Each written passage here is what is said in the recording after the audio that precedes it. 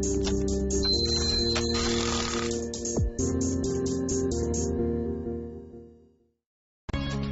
2부로 다시금 인사드립니다. 출발 증시와이드의 최진아입니다. 이번 주 내일 모레 연이틀 이어지는 미국의 7월달 FOMC 회의를 앞둔 관망세가 짙은 것 같습니다. 뉴욕 증시도 거의 비슷한 이유로 주말 앞두고 소폭만 올랐고 유럽은 아예 혼조세를 빚고 말았었는데요. 당장 지표에서 그리고 달러와 움직임에서도 그것이 드러났죠. 미국의 소비 심리 지수가 6년 내 가장 좋았다라고 하지만 달러가 약세를 띠는 등 FOMC 회의 앞두고 경계감도 짙은 모습이었습니다. 우리도 거래소가 그냥 약보합권 정도에서 크게 상승을 못하고 있는 이유가 역시 큰 그림에서 비슷하지 않을까 생각이 드는데요. 그럼에도 불구하고 자동차는 오늘 현대차 중심으로 힘을 내어주고 있고요. 그 밖에 다른 종목들은 조금 흔들리는 모습도 나옵니다. 무엇보다 자동차를 중심으로 상승 전환에 성공하는 듯했던 코스피는 외국인들의 선물 매도가 1000계약 넘게 많게는 1500계약 갑자기 출현하자 상승폭을 반납한 채 다시 마이너스권으로 떨어져 있습니다. 일본 니케이는 오늘 엔달러가 장중에 97엔대까지 들어가는 등 다시 재차 엔화가 강세를 띠는 모습 속에 니케이도 추가적으로 밀리며 14,000선이 개장가부터 무너졌는데요. 저희가 2부를 통해서 준비한 소식 먼저 보여드립니다.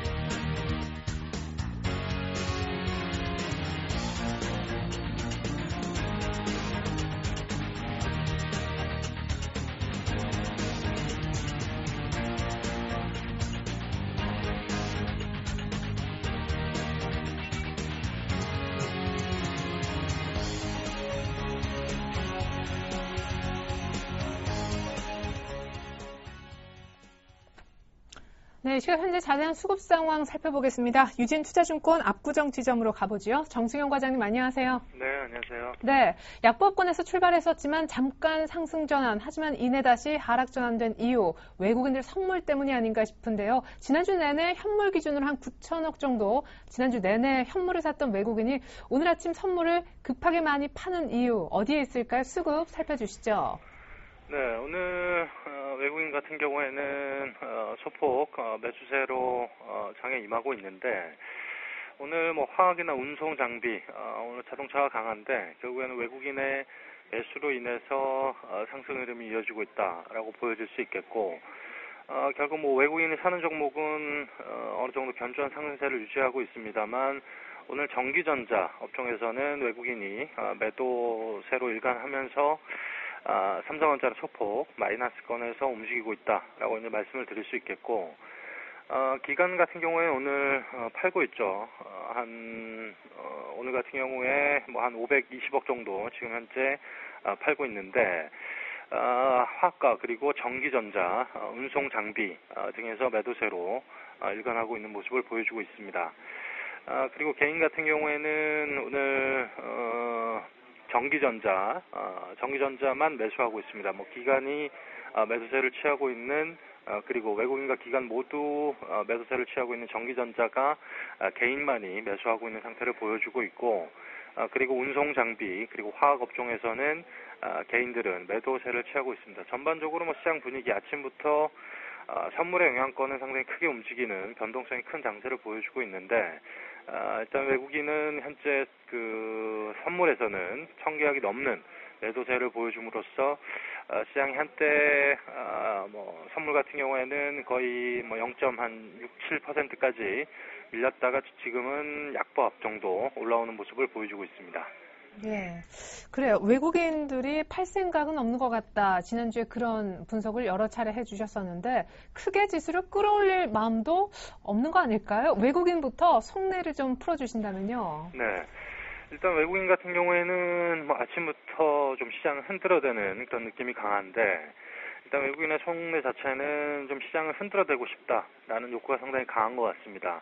일단 1900선 이상에서 시장이 어느 정도 어떤 종목이 업종을 필두로 해서 갈 거냐 그리고 시장이 전반적으로 상승을 완만하게 가기 위해서는 어느 정도 차익 매물 이런 물량들이 조금 나와줘야 시장을 좀 가볍게 올릴 수도 있고 그리고 전체적으로 시장 분위기가 차익 매물이 나와줘야지만 가볍게 갈 수 있는 분위기가 연출될 수 있기 때문에 아무래도 지금 현재 지수대에서 적극적으로 1800 초반에서 지금 1900까지 올라오는 이 그림보다는 조금 더디게 갈 가능성이 높기 때문에 그런 부분에 있어서 외국인은 지금 선물을 이용해서 시장을 조금씩 흔들어대는 느낌이 상당히 강하다라고 볼 수 있겠고, 그리고 기관 같은 경우에는 최근에 뭐 지난주에도 마찬가지고 이번 주에도 적극적으로 뭐 시장에 매수세를 가담을 해서 시장을 끌어올리고 싶은 욕구는 상당히 약하다라고 볼 수 있겠습니다.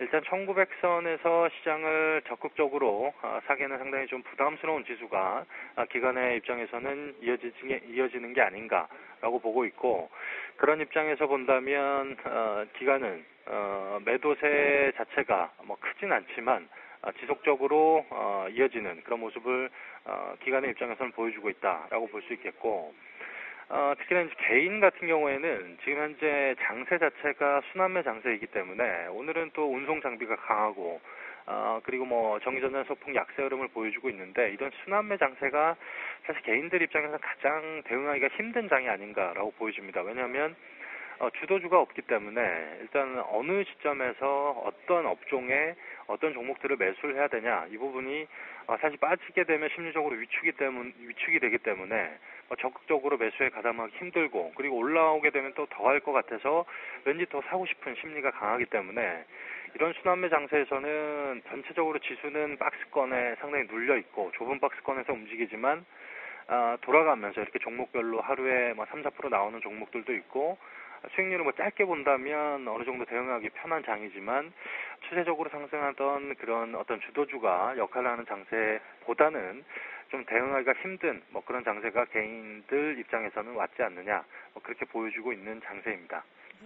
그래요. 사실 순환매 하면 개인들이 그럼 뭘 사라는 거지? 실질적으로 참 힘들어하는 그런 시기는 많은 것 같습니다. 이번 주에 조금 더딘 좀 완만한 상승 내지 어쨌든 시장의 어떤 빠른 속도가 나긴 어려울 것이다 이렇게 얘기하셨는데, 많은 전문가분들이 FMC 회의다, 중국의 제조업 지표다, 고용 지표가 나온다 이런 큰 얘기를 하시지만 실질적인 전략을 좀 들어보고 싶습니다.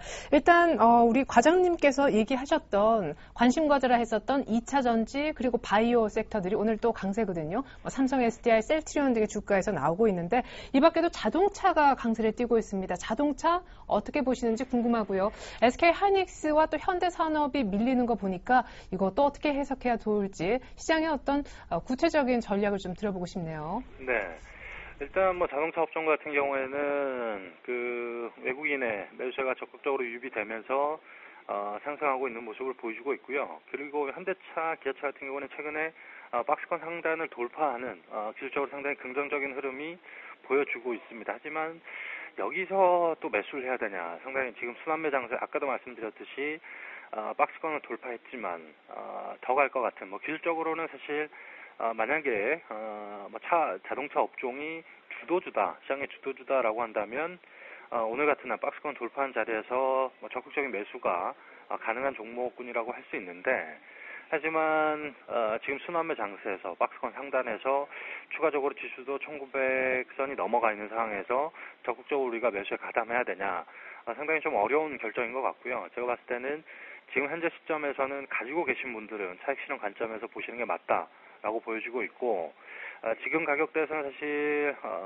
지수가 좀 더 가더라도 아마 좀 눌려있던 삼성전자 위주로 가면서 시장의 1900선, 1950선까지 갈 가능성도 높고, 그리고 최근에 낙폭이 컸던 낙폭 과대주들, 이런 종목들이 증권, 화학, 은행까지, 사실 은행의 시총 비중이 워낙 높기 때문에, 그리고 은행주들은 거의 움직임이 없이 바닥 대비 거의 한 5%, 10% 정도밖에 올라오지 않는 상황이기 때문에, 이런 종목들이 올라오면서 지수를 끌어올리게 되면 자동차 업종은 좀 눌릴 가능성이 있다, 이렇게 보여주고 있고요. 그렇기 때문에 지금 현재는 그렇게 매력적인 가격대는 아니다라고 볼 수 있겠고, 일단 지금 현재 그 장중 변동성 자체가 워낙 이제 크게 이어질 가능성이 높은 시장인 것 같습니다.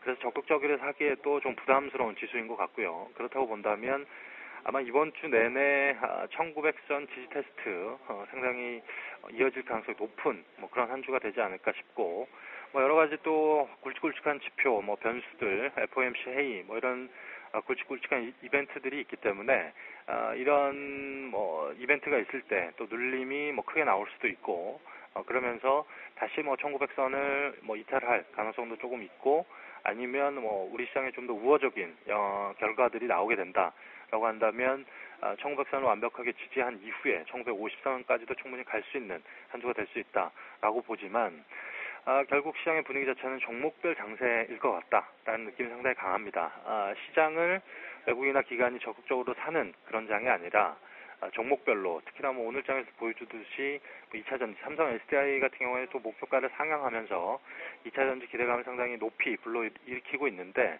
뭐 그와 관련된 종목들 그리고 일단 뭐 종목별로 최근에 뭐 이슈가 되는 뭐 태양광 뭐 관련주들도 오늘 뭐 OCI 같은 종목도 2% 3% 이렇게 올라오는 모습을 보여주고 있는데 이런 종목별 장세가 연출될 가능성이 높다라고 보여지고 있고 마지막으로 뭐 아까 여쭤보신 뭐 SK 하이닉스 이런 종목들은 제가 한 3만 원 때가 이제 마의 벽이다. 개인들이 상당히 3만 원 이상에서 사면 물릴 가능성이 상당히 높은 종목이다라고 말씀을 드렸었던 것 같은데 그 이후에 주가 다시 또 눌림을 주면서 또 27,000원까지 오늘 하락하고 있습니다.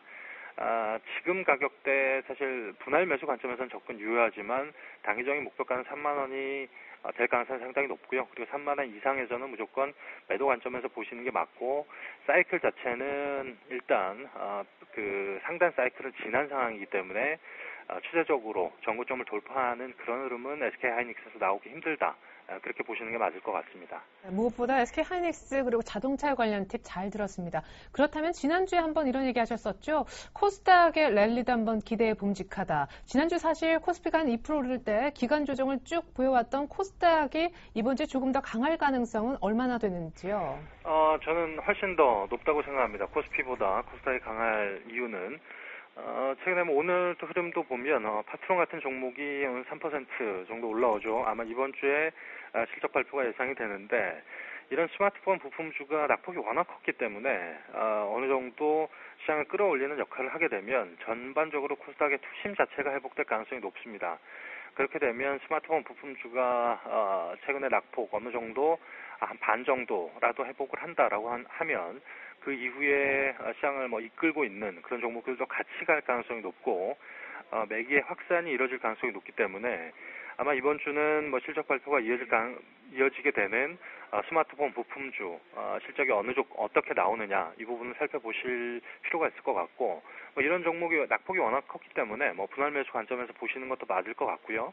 그리고 이 관련 종목이 움직일 때 시장이 전반적으로 매기가 확산이 되느냐 이 부분이 코스닥 지수가 61선을 돌파를 하고 정고점까지 갈 수 있는 가장 주요 포인트다. 결국 스마트폰 부품주가 올라와주게 되면 이전처럼 이 종목들이 주도주 역할은 못할지라도 어느 정도 시장의 투심 자체를 개선시킬 수 있는 여지는 충분히 마련해 줄 수 있다라는 관점에서 스마트폰 부품주도 꼭 챙겨보셔야 되는 그런 한 주가 아닐까라고 말씀드릴 수 있겠습니다. 네, 앞서 자동차 지금 현 자리에서 신규 매수는 좀 부담스럽다 하셨지만 스마트폰 부품주, 중소형주들 실적 발표 전후로 얼마나 강한지 체크해보자. 그것이 곧 코스닥의 흐름을 결정질 것이다. 이런 얘기 해주셨습니다. 정승현 과장님 종합적인 전략 잘 들었습니다. 네, 감사합니다. 네, 계속해서 이 시각 현재 선물시장 동향 알아보겠습니다. 잘 가다가 외국인들 선물 매도 출현하면서 하락 전환된 아침이기 때문에 더욱더 선물 움직임 중요할 것 같은데요. 주쌤 만나보겠습니다. 쌤 플러스 김태형 멘토님.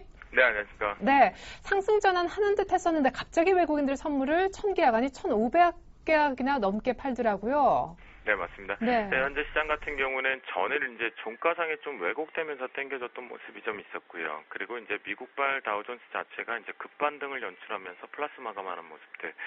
그 부분 대비해서 우리나라는 좀 관망세가 철저하게 나오는데요. 당분간은 선진시장과의 좀 더 큰 디커플링 현상, 즉 서로 다른 포지션들이 만들어지지 않을까 싶습니다. 현재 시장에서는 일단 그래도 전반적으로 위쪽으로 올라갈 준비를 좀 하고 있다라고 보셔도 무방할 것 같겠고요. 하지만 시장의 시그널 쪽으로는 이제 쉬어가려고 하는 모습들이 좀 있습니다. 방향성 모색을 위해서 관망이 출발이 되고 난 뒤에 급속도로 개인들의 매수세가 확대가 되었고 그 속에서 기관계 쪽에서의 매도 압박, 그다음에 외국인들 역시도 매도 압박이 전환됐던 것이 급반등으로 연출을 될 때 이렇게 지금 보시는 바와 같이 지수가 급반등으로 올라왔을 당시에 누가 주도로 해서 올랐는지를 여러분들이 보실 필요가 있겠는데요. 이때 보시면 기관계 쪽에서의 땡겨주면서 올라왔다는 폭들이 여러분들 눈치를 채셨을 겁니다. 그만큼 투신 쪽의 플레이 자체가 상당히 중요하실 것 같은데요. 현재 기준에 전체적으로 수급이 매도 우위가 출발하고 난 뒤에 기관계 쪽에서의 급반등, 특히나 투신 쪽에서 투신이 최근에 누적해서 매도 포지션 자체가 청산성으로 많이 나오고 있다가 오늘 이제 빠르게 이제 매도 압박이 나오다가 지금 매수 전환되면서 시장을 급반등을 노렸기 때문에 이번에 현물 쪽에서 글쎄요 월말 효과 낼 수 있을까라고 물으신다면 저는 좀 어렵지 않을까 이번 달은 그렇게 보이고 있고요. 그 속에서 투신 쪽의 플레이를 상당히 앞으로 잘 보셔야 될 것 같습니다. 그래서 현재 전반적인 수급에서는 개인들의 매수가 확대가 되고 투신 쪽이 오히려 매도로 전환되면서 투신과 외국인 쪽에 매도 포지션이 확대가 된다면 시장은 오늘 조정 쪽이다라고 보시면 좋겠고 그 그림상으로 지금 현재의 모습을 보게 되면 투신 쪽은 유지되는 속도다라고 말씀드리겠습니다. 자, 콜옵션 쪽에 보시면 개인들의 매수세가 확대가 되고 있는 모습에 풋옵션 쪽이 매도 부분에서 매수로 전환되고 있는 속도가 보입니다. 현재 옵션 시장의 시장의 영향력은 없다라고 보시는 것이 가장 무방하겠고요. 수급 쪽에서는 선물의 수급을 따라다니는 것이 가장 좋겠습니다. 일단 프로그램 쪽에서 잠깐 말씀드리면 차익 쪽에서 출발과 함께 일단 매도 우위 출발이 좀 점쳐지었습니다. 또한 비차익 역시도 매도 우위 출발이 되었다가 최근에 대세 쪽에서는 외국인들의 포지션을 비차익 쪽에서 따라다녔는데 급반등 시킬 때 보니까 오늘은 기관 쪽에서 비차익을 바스켓으로 좀 유도를 시키고 있다는 것이 가장 큰 특징입니다. 그렇다면 이것이 이제 꾸준하게 유지가 되어야 되는데 급작스럽게 올려놨기 때문에 다시 좀 제자리 갈 가능성, 옆으로 이제 박스권의 중간값으로 갈 수 있는 모습이 있으니까 현재 기준에 여러분들께서는 롱 포지션을 잡지 마시고 방망이 짧게 대응하시는 것이 가장 좋겠고요. 매도 출발 이후에 프로그램 쪽에서 매수 전환되면서 그 속을 유지하지만 폭 자체도 그렇게 크진 않고 약하게 언제든지 내려올 준비를 하고 있다는 거 조금은 판단을 해 두셔야 될 것 같습니다. 그만큼 결론적으로 말씀드리면 고점 자체가 이제 얼마 남지 않은 상태이기 때문에 그에 따라서 쉬어가는 패턴, 건강해지려면 좀 열심히 달리다가도 좀 쉬어가야겠죠. 그 모습이 좀 나오지 않을까 판단이 됩니다. 그 다음 연결 선물 쪽으로 이제 넘어가서 오늘장 전략을 합니다. 단기 추세는 눌림 조정을 열자 지난 금요일부터 말씀 좀 드렸습니다. 보시는 바와 같이 지난 목요일의 증상에서 오전장의 흐름, 그 다음에 또다시 전일 부분에 대해서 흘러내리고 있는 상태에서 억지성의 모습, 그리고 이 부분에서 기관 쪽 플레이가 나오면서 월말 효과를 느끼게끔 한 것은 분명하지만 아직 그 폭이 좀 약하다라고 말씀을 좀 드리겠고 그 속에서 이제 박스권 자체를 유지시켜주고 있기 때문에 아직 방향성은 나오지 못했다라고 말씀을 드립니다. 그래서 외국인과 여러분들이 보셔야 될 건 이제 외국인뿐만이 아니라 투신의 플레이다라고 말씀드리겠고요. 투신을 말하고 있는 사람들이 별로 없을 것 같은데 최근 대바닥권에서 올라오면서 바로 일봉상으로 살짝 보여드리면 투신 쪽에서 작업을 하면서 들어왔던 자리는 바로 이 자리입니다. 선물의 이 평균값에서 들어오기 시작하면서 위쪽으로 여기서도 유지를 시켜주었지만 이 부분에서 지금 고점 인식송에서 차익 실현을 하고 있기 때문에 투신 쪽에서 다 빠져나간다라면 이제 얼마 남지는 않았지만 조정 쪽으로 조금은 열어두시는 것이 가장 유리하겠다. 그래서 외국인과 투신의 매도가 확대가 되면 될수록 고점 매도 전략이 좀 유리하겠고 투신 쪽이 저렇게 종가까지 계속 당겨서 올라온다라고 한다면 여러분들 눌림 매수 쪽으로 오늘 장중 대응이 가장 유리하겠습니다. 자, 금일자리 변곡점으로 이제 마지막 넘어가 보도록 하겠습니다.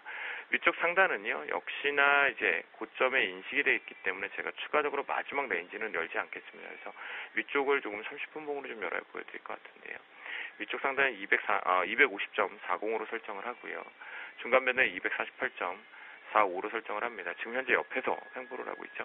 그만큼 이 자리가 좀 중요한 자리인데 자막으로 2호 나가겠네요. 2호 정도로 설정을 좀 하고요. 그리고 하단 밴드 246.05로 설정을 하는데요. 여러분들이 잘 보셔야 될 건 뭐냐면 이제 변동성이 조금 커지고는 있지만 오늘 종가상에서 만약 246대나 247대 초반부에서 246대 후반부를 보여주게 되면 시장이 이제는 쉬러 가겠구나라는 거를 좀 생각해 주시면 좋을 것 같겠다라고 말씀드립니다. 예, 그래요. 오늘 종가 246점 후반대인지 한번 보자고요. 일단 단기 추세는 눌림 조정이라고 하셨고 오늘 종가가 246점 후반대면 정말 시장이 조금 더 쉬어갈 수 있겠다라고도 예상해 주셨습니다. 주쌤, 김도영 멘토님 분석 감사합니다. 네, 감사합니다.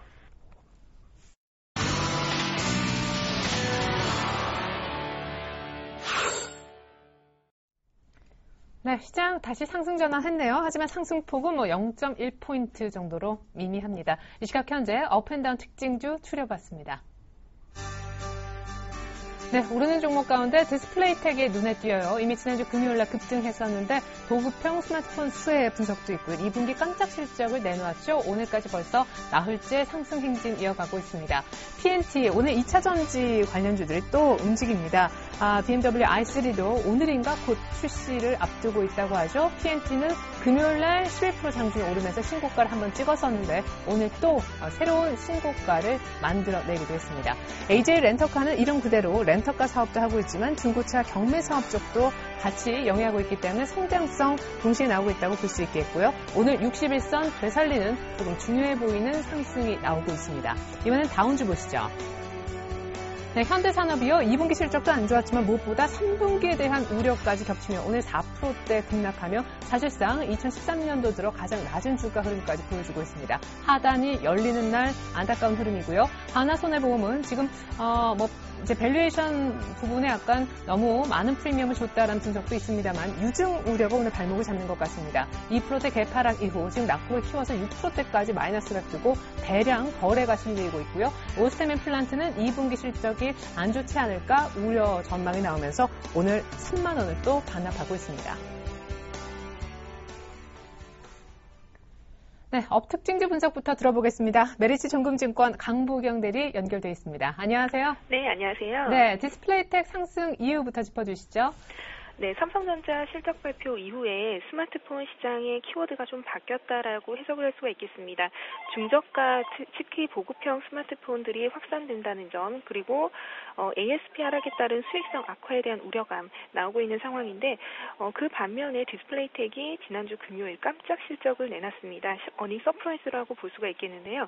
2분기 때 매출액 1255억 그리고 영업이익 128억 원을 기록하면서 지난해 같은 기간보다 각각 68.7%, 57.3% 증가한 규모로 깜짝 실적을 내놓았습니다.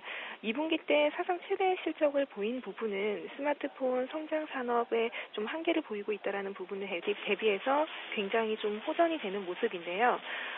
올해 하반기 스마트폰 시장은 다양한 보급형 제품 출시에 따른 출하량 추이가 주요 포인트가 될 전망이다라고 보실 수가 있겠습니다. 삼성전자는 다양한 신규 모멘텀 모델 출시를 계획하고 있는 상황인데요.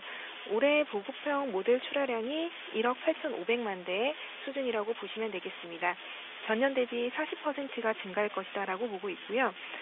현재 주가는 예상 실적 기준으로 해서 주가 수익 비율 5.2배 수준으로 절대적인 저평가 수준이라고 보시면 되겠고 하반기까지 기대하면서 기술적으로 일목균형표상 변곡점을 보이면서 지금 상황에서는 좀 담아가는 전략으로 분할 매수 말씀드리도록 하겠습니다. 두 번째 종목 PNT 말씀드리겠습니다. PNT는 제가 기존에 계속 언급을 해드렸던 종목인데 현재 5% 상승하면서 11,650원 보이고 있는 상황입니다. 아시다시피 전기차에 대한 그 실적 기대감으로 오르고 있는 상황인데 앞에서 말씀해 주셨지만 BMW i3 전기차가 29일 공개 예정입니다. 전기자동차 플러스 하이브리드 모델 두 가지로 판매 예정이고요. 이 부분에 의해서 좀 모멘텀을 받을 수 있겠다라고 말씀드리겠습니다. 그리고 한 가지 더 말씀드리면 최근에 중국에서 차이넥스트 지수가 강세를 보이면서 친환경 시장에 좀 매진하겠다라는 의지를 보이고 있는데 전기차나 태양광, 풍력 관련주들이 좀 주목되고 있는 상황입니다. 그 부분에 관련돼서도 올라가고 있는 모습이고요.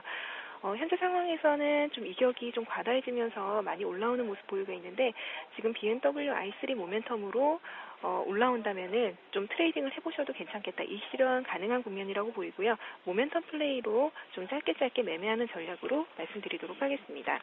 그리고 마지막 종목 AJ 렌터카 말씀드립니다. 아시다시피 AJ 렌터카 사업 부문을 갖고 있는 회사인데 100% 자회사인 AJ 셀카를 설립해서 중고차를 매집 후에 관계사인 서울 경매장을 통해서 판매할 계획이다라는 부분 얘기가 나오면서 기존 사업과의 시너지가 예상된다라는 부분 좀 긍정적으로 보시면 되겠습니다. 9월부터 전문 에이전트를 통해서 장기 렌터카를 판매하면서 B2C 사업까지 본격화했다는 성장 모멘텀이 기대되는 부분이고요. 이렇게 된다면은 이익 개선세가 지속이 되면서 지금 꾸준하게 올라가고 있는 부분, 매출 성장에 따른 부분이라고 보시면 되겠고, 12,000원대부터는 좀 분할 매수 관점으로 보셔도 되겠다라고 말씀드리겠습니다. 네, 그래요. 오늘 특징주 분석 들어봤습니다. 강보경 대리님 감사합니다. 네, 감사합니다. 네, 이번엔 다운주 분석으로 넘어가 보겠습니다. 현대산업부터 오스템 임플란트 분석해 주실 분은요, 동부증권 방배지점 김혜란 연구원님이 되겠습니다. 안녕하세요. 안녕하세요. 네, 현대산업 2분기 실적도 별로였다는데 3분기 우려까지 나왔다고요? 네, 역시 실적 시즌 맞이해서 시작 관련 종목들 하락세 이어지는 모습인데요. 그래서 2분기 실적이 시장 기대 큰 폭으로 하락하면서 이제 실적 부진 하락세 이어가는 모습입니다. 우선 매출액과 영업이익은 전년 동기 대비해서 증가한 모습이지만 단기순이익이 9억 원으로 이제 9% 가까이 감소를 했고요. 그리고 연결기준 지배기업 이제 순손실로 하면은 20억 원, 지난해 같은 기간 대비해서 적자 전환한 모습입니다. 증권사들 지금 무폭과 하향 이어지고 있고, 그래서 2분기에 이어 지금 3분기까지 실적 부진 전망되면서 투자 심리도 악화되는 모습인데요. 예를 들어서 지금 하락폭도 커지고 있는 상황이고, 수급적으로 지금 기관들이 지속적으로 매도 대응하고 있는 상황이기 때문에 당분간 이 종목은 좀 보수적 관점에서 신규 접근을 자제하시는 것이 바람직할 것으로 보입니다. 두 번째 다운 종목은 하나손해보험인데요.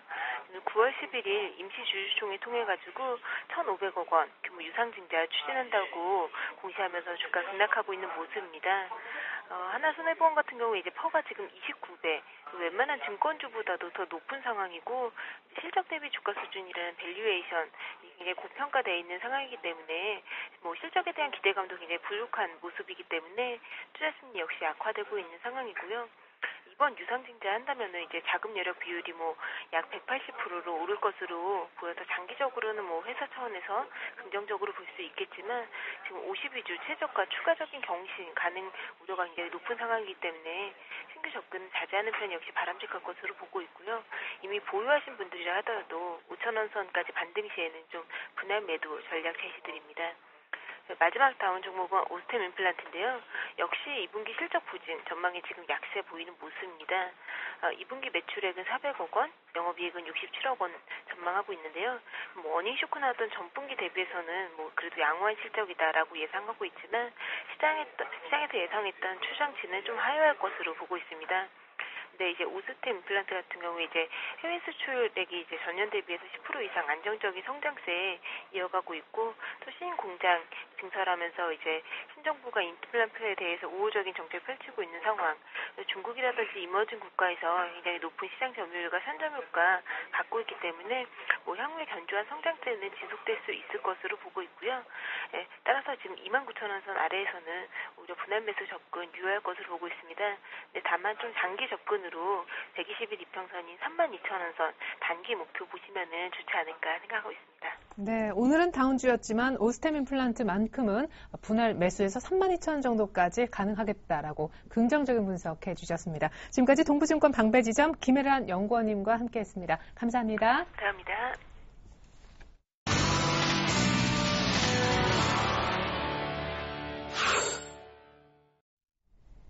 네, 일본 니케이는 오늘 추가적으로 하락하고요. 코스피는 보합권을, 코스닥 역시 보합권을 그리고 있는 아침입니다. 전문가들이 이벤트가 많은 이번 한 주, 특별히 오늘 이렇게 해보라고 조언 주셨는데 한때 모아봤습니다.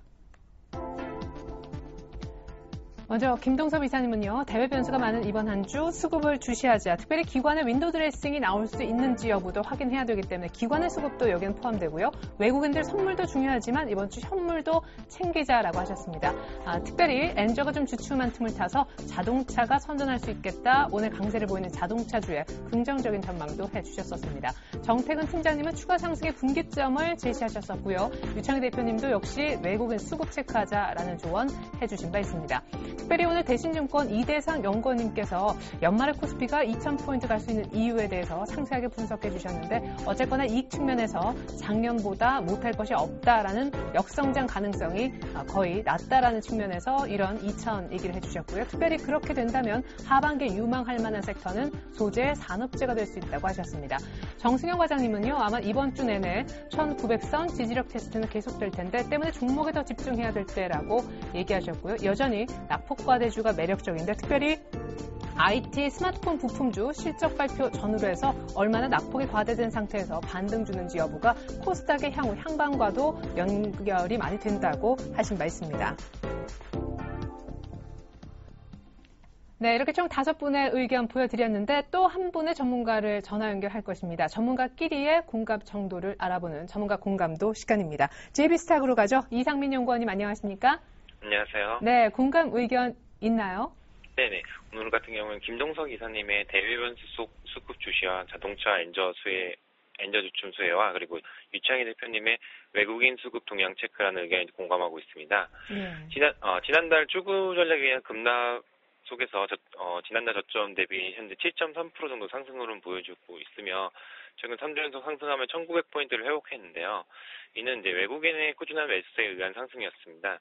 이제는 1,920포인트 저항선을 돌파할지 그리고 이제 외국인들의 매수세가 유지할지에 대해서 시장 참여자의 관심이 쏠리고 있는 상황인데요.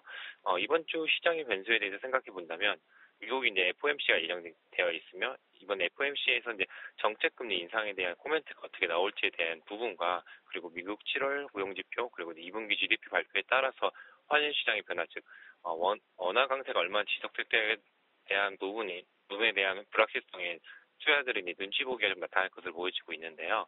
이는 빠르게 상승하며 단기 조정이 좀 나타나지 않았다는 점에서 단기 상승에 대한 조정 어떻게 보면 당연한 부분이라 생각할 수 있습니다. 그러나 국내 2분기 GDP 같은 경우 전분기 대비 1.1% 그리고 전년 동기 대비 2.3% 상승하여 이제 한국에 대한 펀더멘털이 높아졌다는 데 의미가 있다고 생각이 들고 있으며 최근 이제 경상수지 적자 국가 같은 경우 외국인들이 순매수세를 보이고 있으며 경상수지 흑자 국가에서는 순매수세를 보이면 이제 경상수지 흑자 국가의 안정성이 부각되고 있으며 이제 일본 증시가 이제 중기 고점을 이제 돌파한 것으로 보여지고 있는 만큼 최근에 엔저 약세가 이제 일단락되며 엔저 가치를 결정했던 기존의 아베노믹스가 이제는 미국 통화 정책이 이제 글로벌 유동성을 결정할 것으로 전망되는 만큼 미국의 변화 다시 국내 증시 좀 민감해질 것으로 전망되고 있습니다. 그동안 이제 국내 증시 숨바꼭에 진행된 실적 발표가 이제 대형주는 절반 정도 남았고 중소형주는 이제 시작인데요. 대형주에 대한 이제 시장의 기대감이 낮은 탓인지 실적 발표의 영향력이 예전보다는 크지 않았으나 중소형주에 대해서는 오히려 이제 영향력이 더 크다고 보여지는 만큼 실적 발표 부분도 체크를 필요하겠습니다. 또한 최근에 삼성전자가 이제 투자 확대 소식의 이야기 나오면서 코스닥, 코스피의 IT 관련주가 좀 반등 모습 좀 보여지는 부분이 있는데요. 이 장중 트레이닝 원하지 않으실 경우에는 오히려 이제 오를 만큼 오른 상황에서 이제 추가 상승보다는 하락에 대한 영향이 큰 만큼 지금 접근하기 다소 좀 부담스러운 부분이 있습니다. 때문에 금융업종 같이 아직 오르지 못한 낙폭 과대 업종에 대한 투자 비중을 높이는 전략이 유효하겠습니다. 예, 오늘 낙폭과대, 특별히 금융주도 오늘 시총 비중이 만만치 않은데 보자라는 의견이 정승현 과장님에 이어서 이상민 연구원님까지 두 분 이어서 나왔군요. 자, 그렇다면 오늘장 관심주 하나만 좀 주시겠어요? 네, 제가 오늘 들고 온 종목은 네오이지 게임즈라는 종목인데요. 아마 이 종목은 모르시는 분들은 거의 없다고 좀 생각할 수 있겠습니다. 이제 온라인 퍼블리싱을 주력으로 한 기업인데요.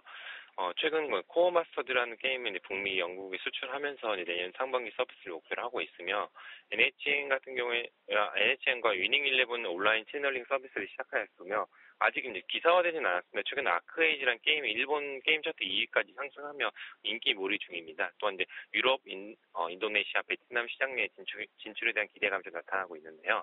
또 이제 하반기 줄리에서 신작 온라인 게임과 함께 이제 모바일 게임도 12종 정도 출시할 예정입니다. 경제 행사를 비롯해 모처럼 이제 활력소로 좀 작용할 것으로 보여지고 있는데요. 현재 또 한 가지 또 큰 모멘텀을 본다면 연내 네오에이지 인터넷과 합병이 추진될 예정입니다. 사실 이 종목 같은 경우는 증권사에선 좀 부정적인 얘기는 좀 나온 부분이 있습니다. 마진폭 우려감에 대해서 좀 언급이 되었었는데요. 사실 그런 부분보다는 게임 시장 트렌드, 모바일 게임주에 대한 쏠리는 현상이 더 컸다고 생각이 들고 있습니다. 실질적으로 네오에이지 게임즈 같은 경우는 올해 매출액이 7,700억 정도, 영업이익은 1,000억 이상이 나타날 것으로 예상되고 있으며 PER 대비 이제 PER을 생각해보면 약 1배가 안 되는 수준입니다. 또한 기술적으로 본다면 정말 비정상적인 가격이라 생각되고 있는데요. 이런 여러 가지 상황을 종합해 볼 때 최근 바닥 지지 이후 61선 또는 대기 수선까지 크게 상승한 종목들이 소출하고 있는 만큼 낙폭 과대 종목으로 꼭 관심 있게 바라봐야겠습니다. 매수가는 15,300원, 목표가는 16,500원, 손절가는 14,500원 말씀드리겠지만 중기적으로는 2만 원 이상도 충분히 가능하다고 판단되고 있습니다. 네, 무엇보다 이제 바닥권, 바닥 따지기가 꽤 제법 진행되는데 역시 다른 종목들처럼 61선 정도 16,500원까지 갈 수 있다 보시는 것 같아요. 네오비트 게임즈 관심주로 얘기 들려주셨던 분 JB스탁의 이상민 연구원님이셨습니다. 감사합니다. 네, 감사합니다.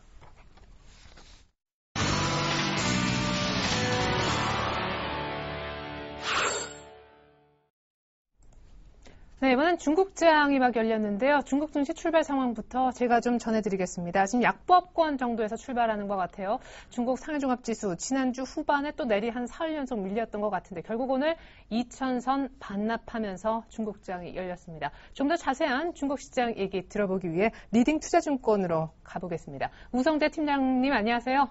네, 안녕하세요. 네, 금일 종가가 2,010선이었는데 드디어 오늘 개장가에서 또 1,900대로 밀리네요. 예, 지금 현재 상해 종합주가지수 2,000선을 지지해주지 못하고 있는 상황입니다. 결국 오늘 장중 2,000선을 안착할 수 있을지 여부가 중요한 관심사인 가운데 시장에서의 관망심리는 계속 커지고 있다고 보시면 좋을 것 같습니다. 지금 중국 국무원에서는 하반기 경기 지원책을 지속적으로 실시해 나가겠다는 언급을 내놨었는데요. 이러한 부분들이 증시에서는 좀 호재로 작용되지 않고 있는 가운데 계속적으로 증시의 하락을 지지해줄 수 있는 어떠한 상승 모멘텀으로서의 움직임이 나타날 수 있을지 여부는 좀 지켜보셔야 될 것 같습니다. 지금 중소기업을 대상으로 하는 HSBC 제주 PMI 지수가 하락으로 인해서 중소기업의 생존 압박에 대한 부담감이 커지고 있는 가운데 중국 국무원에서는 이번 하반기에는 경기 지원책을 지속적으로 실시해 나가면서 증시 및 경제 안정세를 도모하겠다는 언급을 내놨었는데요. 이와 함께 지금 중국 중앙은행에서는 통화정책의 적정 시기에 미세 조정은 가능하다는 언급을 내놓으면서 경기 부양책에 대한 기대감을 꾸준히 내놓고 있다고 보시면 좋을 것 같습니다. 하지만 증시에서 이러한 부분들이 호재로 작용되지 않고 있는 가운데 7월 신규 대출 규모 7천억 원 위안을 미만으로 밑돌 것으로 전망이 되면서 시장에서의 부담감은 커지고 있는 상황인데요. 지금 중국 경제에 대한 불안감이 커지고 있는 가운데 신규 대출 규모 또한 축소되면서 유동성 긴축에 따른 우려감은 커지고 있다고 보시면 좋을 것 같습니다. 경우는 상해 종합주가지수 2,000선의 지지 여부를 좀 확인하시면서 접근하셔야 될 것 같은데요. 단기적인 추세 이탈로 2,000선 밑으로의 움직임이 나타날지 혹은 추세가 다시금 2,000선 밑에서의 움직임으로 이어져 나갈지 여부를 확인할 수 있는 만큼 이러한 부분 염두하시고 접근하셔야겠습니다. 네, 단기로 이탈해도 회복하면 상관없지만 추세로 2,000 아래쪽으로 내려가면 참 중국장도 힘들어질 것 같습니다. 분기점에 놓여있는 듯 보이는 중국시장 분석 우성재 팀장님 통해서 들어봤습니다. 우 팀장님 감사합니다. 네, 고맙습니다.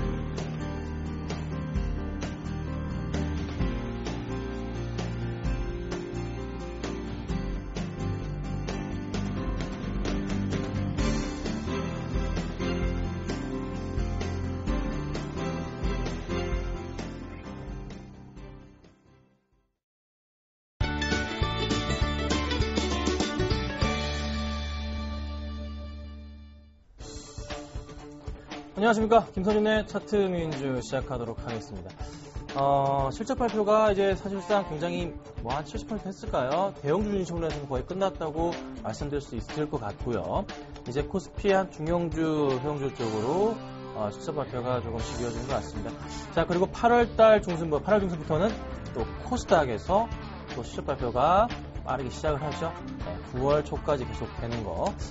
좀 참고하시면 대응하시면 될 것 같은데요.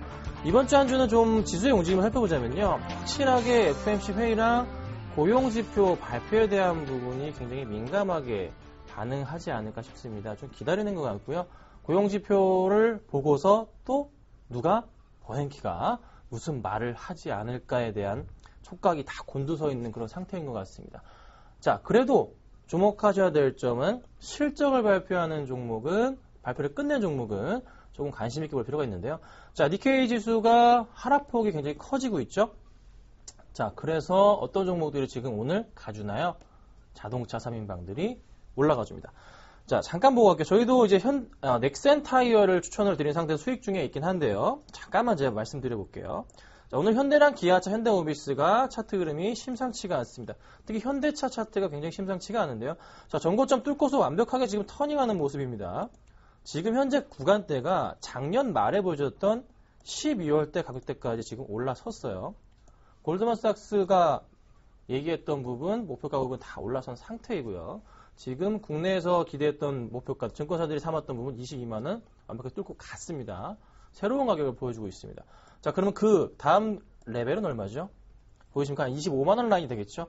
이제 뭐 25만원을 갈 거냐, 안 갈 거냐에 대한 부분으로서 또 한 번의, 자동차 관련주들에서 현대차에 또 화두가 되지 않을까 싶습니다. 좋고요. 좀 더 긍정적으로 자동차 관련주들을 대응하시는 전략, 실적 발표가 끝났기 때문이죠. 또 3분기 실적 기대되잖아요. 걱정하지 마시고서 들고 계신 분들 홀딩하시고 관심 있게 보는 전략도 필요하지 않을까 말씀드려보겠습니다. 자, 종목 보겠습니다. 현재 좀 많은 종목을 갖고 있는데요. 한 종목을 손절하도록 하겠습니다. 실리콘웍스, SK하이닉스, 유진기업. 실리콘웍스가 거의 매수가 부근이고요. 유진기업이 소폭 마이너스인데 SK하이닉스가 제 손절가를 28,000원을 잡아드렸어요. 정리하도록 하겠습니다. 조금 중장기적인 관점은 괜찮은데요. 너무 좀 이런 말 들어볼까 후드려 패네요, 정말. 지금 3분기 실적 기대가 되는데 4분기 때 안 좋다는 거 가지고 후드려 좀 패고 있습니다. 좀 어이가 없긴 하는데 일단 피하고 봅시다. 마이너스 한 3에서 4% 정도, 지금 현재가로서 마이너스 한 4% 정도 되실 것 같아요. 네, 정리를 좀 하도록 하겠습니다. 부탁드릴게요. 자, 그리고 다음 종목으로는 넥센 타이어가 수익 중이고요. 삼형 엠텍이 소폭 수익 중이고요. 삼성전기가 아직 손절가까지는 않았습니다. 캠시스 역시나 소폭 수익 중입니다. 플러스 3%를 잘 안 가네요.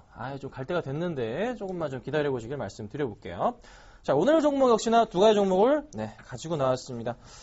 자, 오늘은요. 좀 사실상 이 두 종목들이 제가 기대가 좀 큽니다. 첫 번째 종목은 인프라웨어고요. 두 번째 종목은 루멘스를 제가 가지고 나왔어요. 자, 먼저 인프라웨어부터 좀 설명을 좀 드려볼게요. 오늘 소폭 다시 반등을 주는데요. 인프라웨어의 전형적인 차트의 흐름을 제가 보면서 말씀을 드리고자 합니다. 자, 낙폭이 과대했을 때마다 반등을 줬던 흐름 자체가 항상 나와줍니다. 올해 2월에 나왔고요. 61선 터치, 4월에 61선 깨자마자 깨고 나서 반등을 바로 줬어요. 오래 걸리지 않았습니다. 6월달에 마찬가지로 깨자마자 반등, 오늘 역시 마찬가지로 살짝 깼다가 지난주 금요일날 오늘 다시 반등을 줍니다. 자, 이런 모습이 나타나줄 때 이 바닥권부터 쭉쭉 크게 올라갈 때 가장 안 올랐던 부분 자체를 잡자면은 9,500원에서 얼마까지? 12,000원까지 25% 이상이 올라갔고요. 그 다음 라인에서 14,000원에서 17,000원 정도까지 역시나 한 25% 이상씩 올라갑니다. 그럼 이번에도 마찬가지로 인프라가 사실상 실적이 굉장히 좋단 말이에요. 반등을 확 준다면은 전고점 17,700원인데요. 충분하게 뚫고 올라갈 수 있지 않을까라도 생각이 듭니다. 올해 실적이 아마 사상 최대 실적, 최고의 실적을 보여줄 종목 인프라예요. 제가 이 종목을 사실 거의 2년 동안 지켜봤던 종목이기도 한데요. 단기적으로 보건대 매수할 수 있는 또 그런 기회가 온 것 같습니다. 그래서 조금 긍정적인 대응이 필요한 종목이다 말씀을 드려보고요. 자, 그 다음 종목으로는 루멘스입니다. 자, 이 종목 왜 주목할까요? 시장에 지금 2차 전지에 대한 부분 오늘도 잘 가고 있죠. 일진머티리얼즈나 코스모학 잘 가고 있습니다. 그 종목들이 이제 상승폭을 반납하는 시점에 루멘스나 LED 관련주들이 다시 한번 반등을 줄 거예요. 조금씩 좋은 뉴스거리가 나와주고 있고요. 지금 내년에 뭐가 있죠? 백열 전등 못 쓰죠? 미국도 내년부터 안 씁니다. 우리나라도 안 쓰고요. 다 LED 씁니다. 당연히 증가할 거고요. 2013년 대비해서 2014년에 LED 사용량 자체가 제가 계산에 알기로는 한 60% 이상 증가하는 걸로 알고 있습니다. 네, 걱정하지 마시고 가져가시고요. 굉장히 큰 폭의 상승을 가져올 수 있지 않을까 판단이 됩니다. 수급은 약간 단기적으로 꼬여있는 모습이 보입니다. 하지만 2차 전지들, 그 재생에너지 분야에서 잘 먹고 나온 사람들이 끝나면 어디로 올까요? 다 일로 다시 옵니다. LED로 다시 들어올 거예요. 서울반도체도 좋지만 서울반도체 대비해서 그나마 조금 루멘스는 덜 올라왔어요. 서울반도체는 이미 빠졌던 주가 라인까지 전부 다 고가 라인 다 회복을 했죠. 다 올라섰어요. 그렇죠? 근데 루멘스는 아직까지는 못 올라서고 있는 상태거든요. 6월달 고가 라인이 12,000원인데 아직 못 올라섰습니다. 그럼 이 갭을 채울 가능성이 굉장히 높죠. 항상 같이 움직이니까. 그래서 루멘스 역시나 긍정적으로 보실 필요가 있지 않나 말씀드려봅니다. 자, 오늘은 어떤 종목을 추천드릴까요?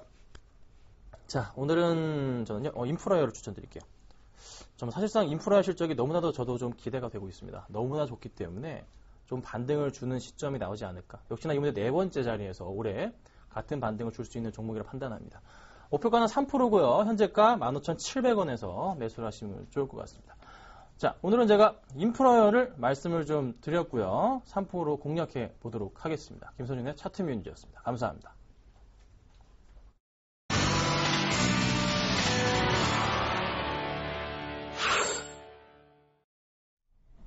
네, 자동차는 여전히 선전하고 있지만 그럼에도 불구하고 코스피는 약보합권에서 크게 못 벗어나는 흐름입니다.